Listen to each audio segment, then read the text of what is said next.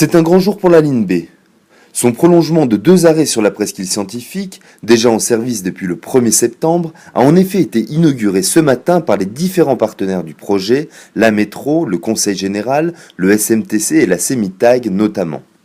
Après s'être donné rendez-vous devant l'arrêt Grenoble-Gare, les nombreux élus et les différents invités se sont donc rendus, dans une rame apprêtée pour l'occasion, au nouveau terminus de la ligne B, Grenoble-Presqu'île, où ils ont coupé le ruban inaugural sous une pluie battante.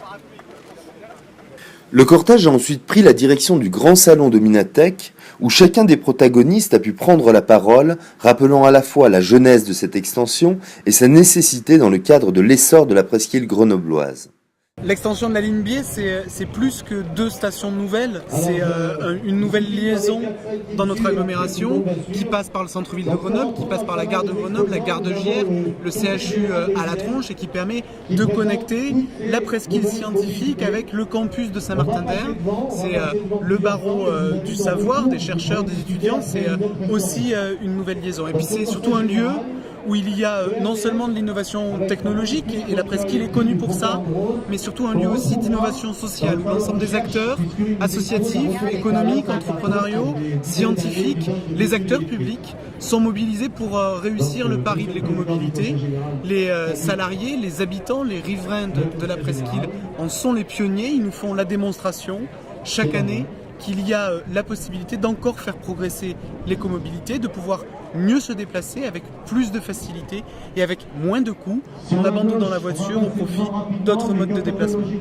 Un espace qui, à terme, a pour vocation de devenir un quartier convivial et à part entière de la ville de Grenoble et qui d'ici 2030 pourrait abriter 25 000 emplois, 10 000 étudiants et 1800 logements. Alors, le chantier de l'extension de la ligne D vient après le chantier du prolongement de la ligne E et puis le nouveau réseau qu'on a mis en place au 1er septembre. Donc voilà, maintenant je crois que les habitants ont à leur disposition l'ensemble des modes de déplacement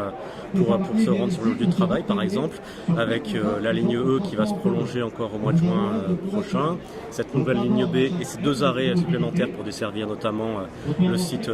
de la presqu'île qui va beaucoup évoluer, qui va accueillir encore des entreprises et des étudiants. Et puis ce nouveau réseau qu'on a mis en place au 1er septembre avec ses lignes Chrono, Proximo, Flexo. Et puis j'oublie pas l'outil Métro Vélo avec ses 5000 vélos. Le 5000e a été remis récemment. Donc voilà, c'est toute la palette qu'on met à disposition des usagers de l'agglomération grenobloise pour qu'ils se déplacent au mieux et qu'ils puissent délaisser au maximum la voiture et donc réduire les émissions polluantes.